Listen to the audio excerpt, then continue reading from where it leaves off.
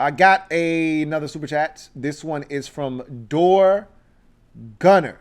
Wait, here we go. This one is from Door Gunner. Thank you for the super chat, Door Gunner. Greatly appreciate you. Door Gunner writes, if we have any chance for our defense to reach the top ranks, our offense will have to produce some sustained drives.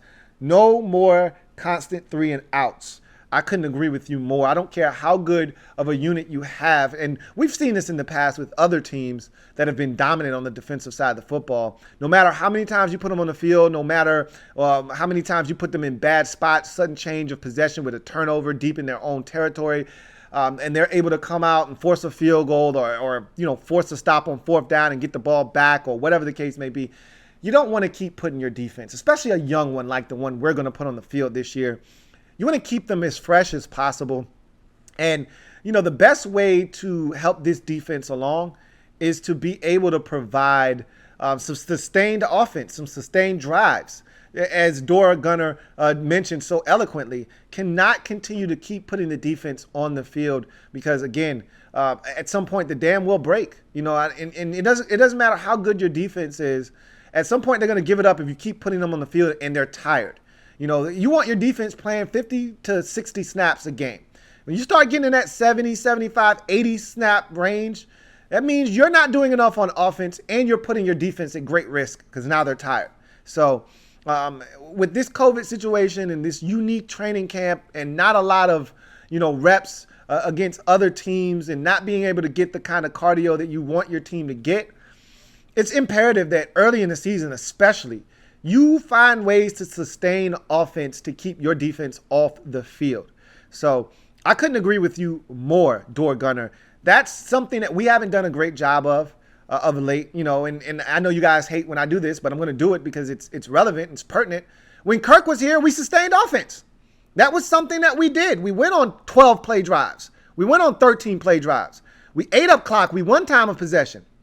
We were able to keep the defense off the field at times because, remember, we were atrocious when Kirk was here defensively.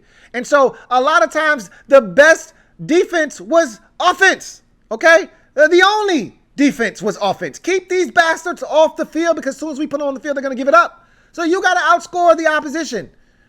We may not have to do that as much this year, but you want to keep them off the field as much as possible because, again, I kind of got a really good feel for what we're going to do defensively, schematically, what we're going to do here. I think you're going to see a ton of cover 3. I think you're going to see a ton of cover 3. Nothing cheap, nothing deep. Keep everything in front of you. I think you're going to see a bend but don't break defense. And what they're really hoping is that we can hit home with 4. I'm hoping we can hit home with 4. Nobody wants to blitz. Remember that. Even the most aggressive defensive coordinators do not want to blitz. They only blitz out of necessity. All right. If you can hit home with 4, there's no need to bring 5 or 6. Now, there's the occasional occurrence where you're like, okay, 4, even though we're winning consistently with 4, why not confuse them even more and bring 5 or 6? But you don't want to make a living doing that. That's how you get beat for big plays. That's how you give up chunk plays. So I think they're going to want to drop 7 into coverage. The more guys you got in the coverage, the more plays you're allowing yourself to make. And I think they want to rush 4. And so, if you're going to do that, if that's going to be your brand of defense, keep everything in front of you. You're going to have drives that you're going to give up. So if you give up an 11-play drive, you're hoping that they somehow bend but don't break and force that team to kick a field goal. But now they're exhausted. You can't come back on the field, go 3 and out, and then punt the ball away, and all of a sudden that 12-play, 11-play drive that is spanned 6 minutes, this defense has to go right back on the field. That's how you get a defense that we think can be good. That's how you get them beat up quick, fast, and in a hurry. So I'm with you, Door Gunner. Thank you for the super chat. Got another super chat. This one is from Double M. Thank you for the super chat, Mark Matthews. Greatly appreciate you, Double M, who writes, "Hey, Louie. Am I wrong for saying we shouldn't have picked up Inman? He is 31. We have young wide receivers with game experience and rookies with more speed than Inman. Let the young boys play and let them has been the motto until now."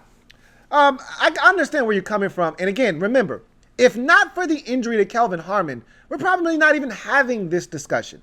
I like Dontrelle Inman. I don't have a problem with the signing because we needed to do something veteran-wise. I felt like after the injury, I read you the list of receivers that we have, and I'll read it to you once more.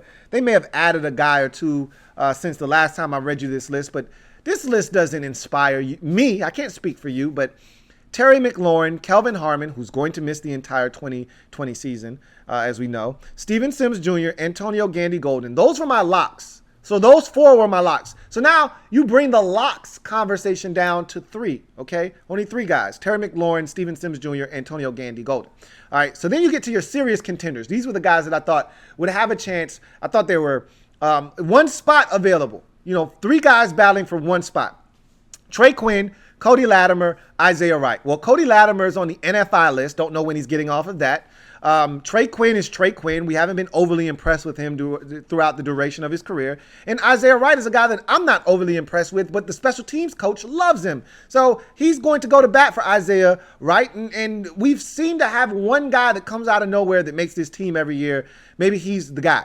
Then you get to the outsiders, and I put Cam Sims and Darvin Kidsey Jr. as the two guys that have been on the practice squad, who have been on this team in the preseason, have made plays that you've been impressed with at times, but never have done enough to crack this roster.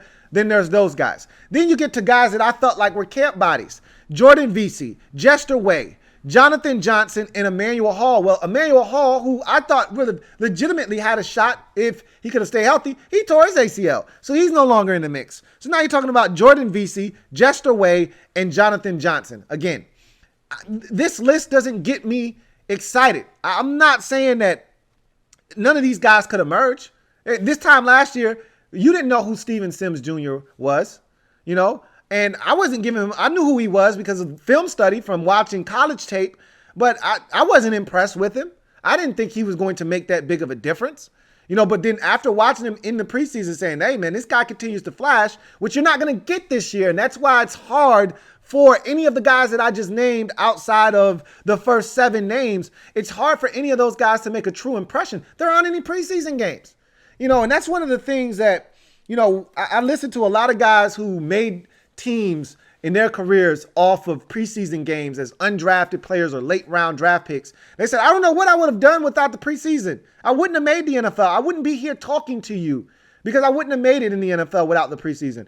Some of those guys are going to, unfortunately, be put in positions where if this were a regular offseason with a full training camp and preseason games, would have had a legitimate shot to make this roster. Some of those guys are going to be on the outside looking in because they're not going to get the opportunities that they would have had this been a normal offseason. So I get it. He's 31 years old, and that's not in line with the young man movement that we've been preaching this entire offseason. But, you know, when you lose a young guy at a position where there's already a ton of youth, you know, it's nothing wrong with replacing it with a veteran that's going to come in and fit in. My problem with the other veterans that we had been talking about, these are all alphas that want to come in and demand the football. That's not what we're looking to do.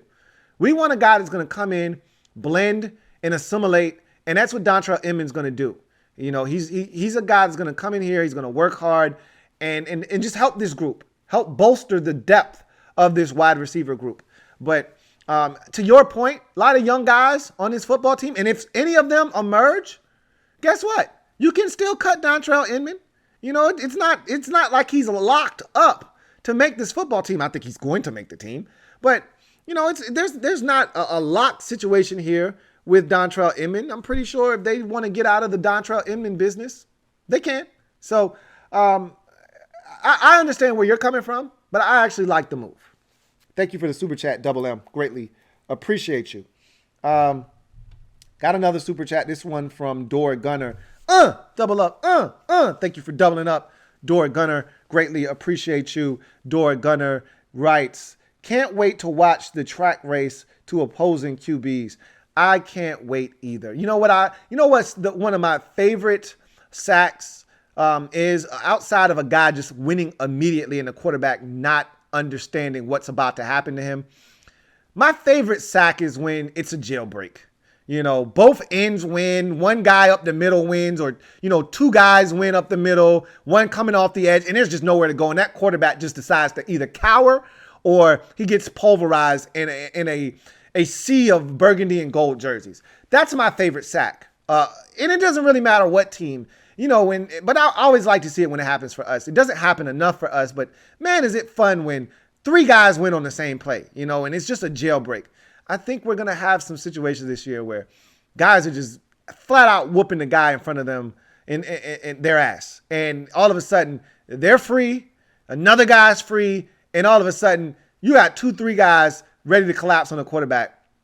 I can't wait to see it. I just hope that they don't run into each other and hurt themselves trying to get to the QB. But, man, is it going to be fun watching Chase Young, Montez Sweat, Matt Ioannidis, Jonathan Allen, Ryan Kerrigan, Ryan Anderson, and the rest of this group, Deron Payne and all of these guys getting after it. If you can't eat in the environment that they're going to create this year, if you can't eat, if you can't get to 6.5 sacks, if you play in at least, 12, 13, 14 games, I don't know what else to say. If you can't eat in this environment that is about to be cultivated, there's too much talent for guys not. If you are an upper level, so I'm not putting that kind of pressure on non-first rounders. Outside of Matt Ioannidis, I'm not putting that pressure on Ryan Anderson or any of the, or even Kerrigan at his advanced age, even though I think he can eat too. I'm talking about the Jonathan Allens of the world, the Deron Paynes, the Montez Sweats. If you can't eat in this environment, because Chase Young is going to come in here and he's going to command the attention and respect of the opposition, something we haven't had in Washington for years. If you cannot eat in this environment, then you're not hungry enough. You're not starving, and maybe you're not as talented as we thought you were. This environment this year, which is why I'm so bullish, which is why I think the Redskins are going to lead the league in sacks. The reason I am so bullish is because the environment that Chase Young and Jack Del Rio and Ron Rivera are going to create up front is going to allow all of the ancillary parts, all of your supporting cast members to eat and play starring roles, okay? Everyone is going to be allowed to eat in this particular situation. There's enough food to go around. Everybody, take out your napkins. You can either place it on your lap or tuck it in your shirt. Get your fork, get your knife, and wait for your plate to show up. And when it does, eat. There's plenty of food to go around. If you want seconds, there's plenty more. Pass the rolls. Can somebody pass me the butter? Thank you. All right, there's plenty more. Do you want some more meat? There's a lot to eat. And if you can't eat in this environment, either you're not hungry enough or maybe you're just not as talented as we thought. Because to me, if you, in this situation, in this season coming up, with all of the people, like the Giants, for instance, their left tackle, even though they drafted their left tackle opted out of the season. Like, you're going to get teams that are at a distinct disadvantage this year. If you can't get to 6.5 sacks or more this season, I don't know if you're ever going to eclipse that mark this year. Because I can say this year, Chase Young coming out of the gate is going to take, I believe this, going to take the league by storm. And because of that, he's going to force teams to overreact to his presence. In doing so, everybody else is going to get one-on-one matchups. You've got to win. He's going to be double teamed, sometimes even triple teamed when you factor in tackle guard or tackle tight end and running back chipping on the way out. You've got to be able to take advantage. If you're Montez Sweat, if you're Jonathan Allen, if you're Matt Ioannidis, you've got to take advantage. You got to take advantage.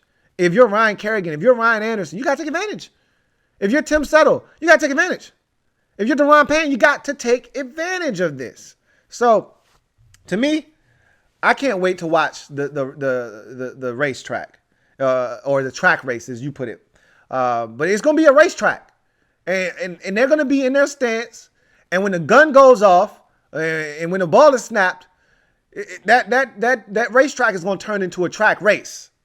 And I'm hoping that our guys finish first a bunch of times. So, and it doesn't have to be the same guy finishing first. It doesn't. I've never cared. I don't care now. I don't care even more so now. Now that we have Chase Young, I feel like it should be more sacks to go around. It should be a party. Fiesta, fiesta, fiesta. Fiesta, fiesta. Woo! Should be a party, man. Anyway, thank you for the super chat, Door Gunner. Louie.